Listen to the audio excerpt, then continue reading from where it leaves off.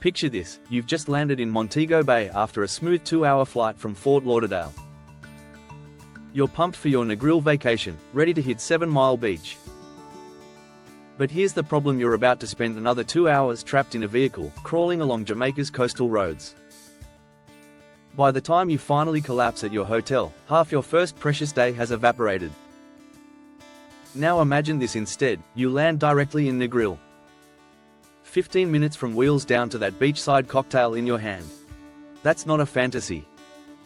That's Jamaica's $1.2 billion airport master plan, a brand new $750 million terminal at Sangster International Airport, and a game-changing $460 million international airport in Negril that will rewrite Caribbean travel.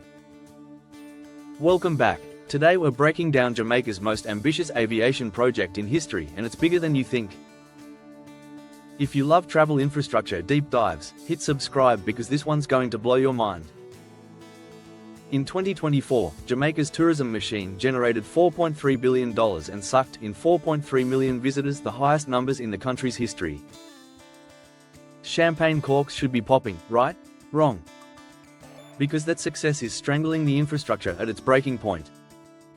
Sangster International Airport in Montego Bay is currently processing over 5 million passengers annually, with a staggering 95% being tourists.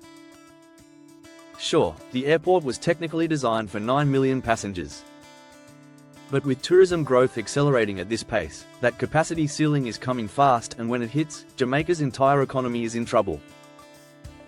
Jamaica's 555 strategy is gunning to attract 5 million visitors and generate $5 billion by 2025. Despite travel advisories and Hurricane Beryl trying to derail everything, 2024 still delivered 5.3% growth in arrivals and 3.3% in earnings. Tourism contributes over 50% to Jamaica's entire GDP and keeps 1 in 4 Jamaicans employed. This isn't about tourist convenience or making vacations smoother. This is the economic lifeline of a nation hanging by a thread. When airports can't handle growth, hotels sit empty, restaurants close their doors, and families lose their income. Tourism Minister Edmund Bartlett pointed out that 2024's growth happened despite major disruptions trying to kill it. The question isn't whether Jamaica should expand, it's whether current infrastructure can keep pace before the country starts hemorrhaging visitors to competitors circling like sharks.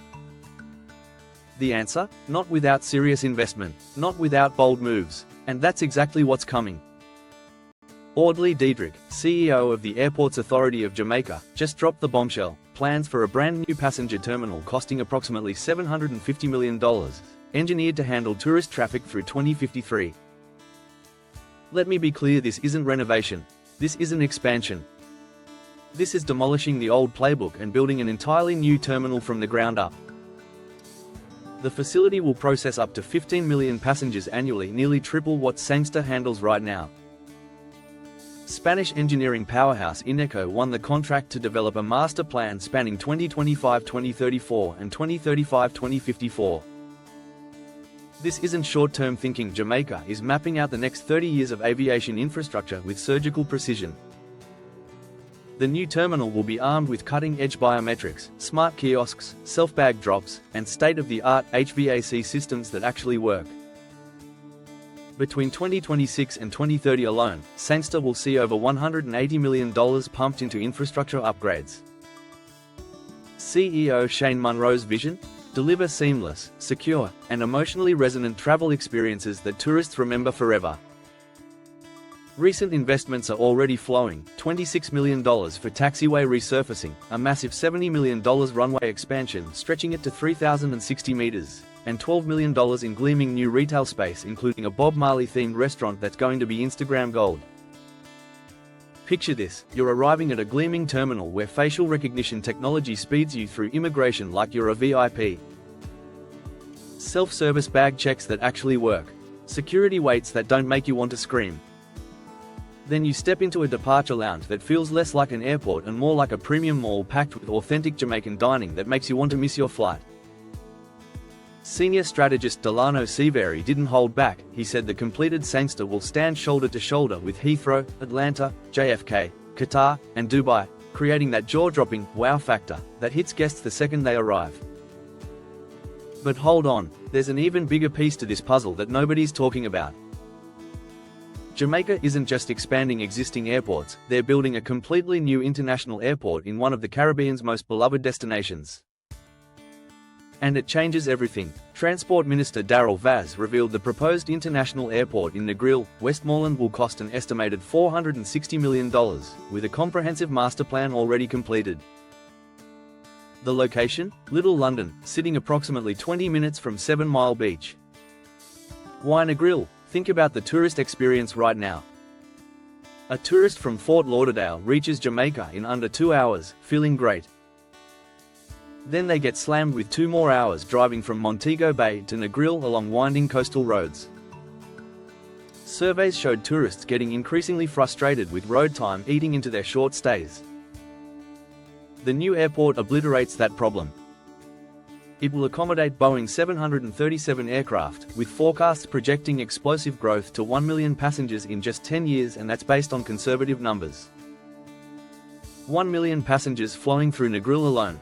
Stop and think about what that means for Western Jamaica's economy. The airport will ignite economic activity across Westmoreland, Hanover, and sections of St. James, implemented through public-private partnership that brings in serious capital. There's an environmental win here too. The airport would slash 16,756 metric tons of CO2 emissions annually just by eliminating all that tourist road travel from Sangster to Negril. Jamaica gets to flex environmental credentials while turbocharging tourism.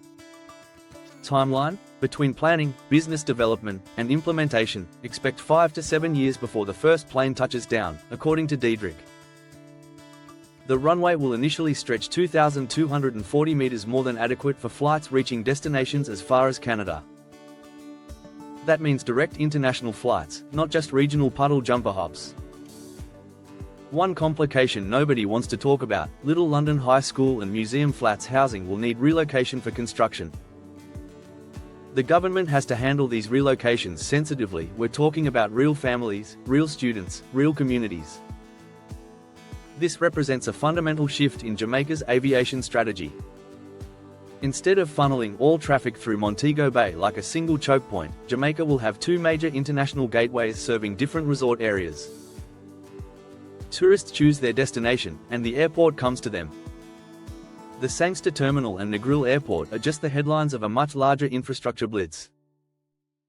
Airports Authority of Jamaica facilities have a total capital program of $152 million locked in for fiscal 2025-26 and another $372 million for 2026-2029.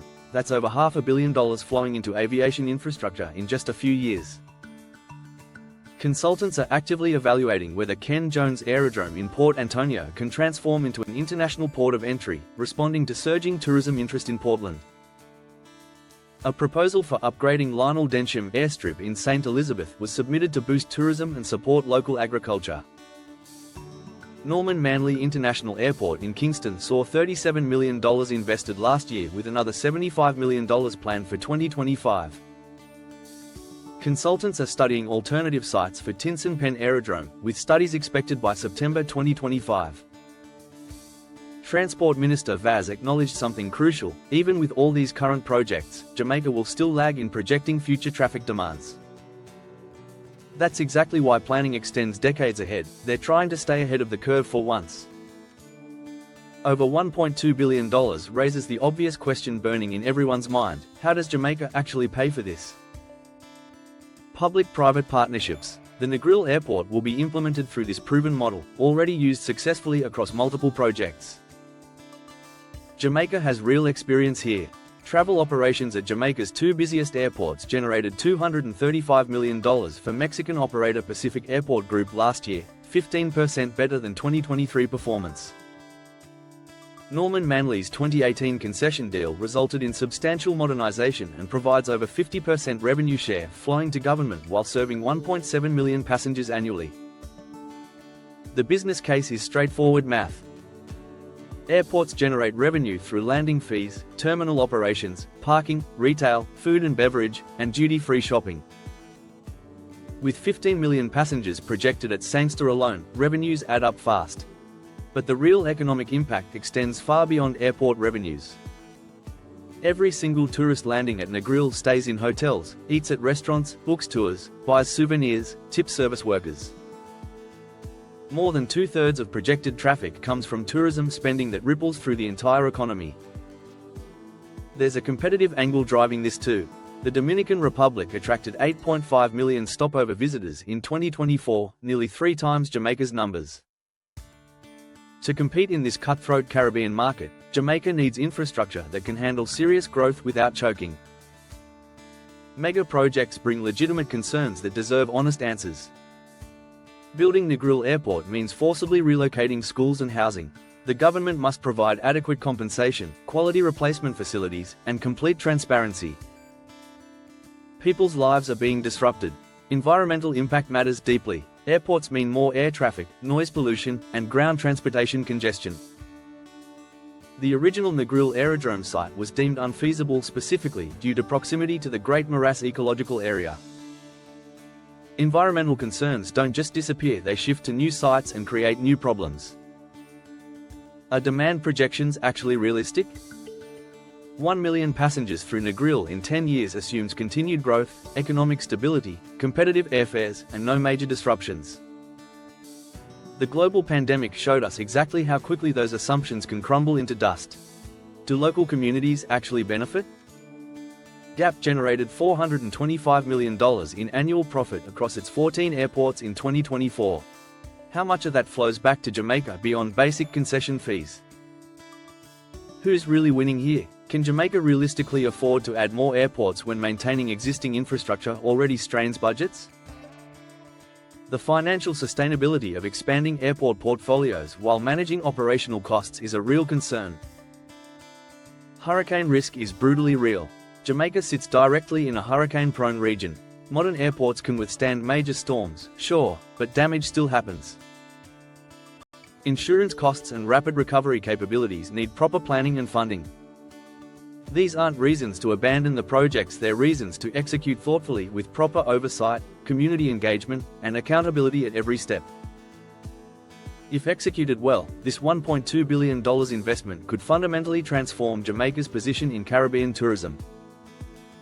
Jamaica becomes a destination effortlessly accommodating 15 million annual visitors through Montego Bay alone, plus another million through Negril, plus Kingston and other gateways feeding steady traffic.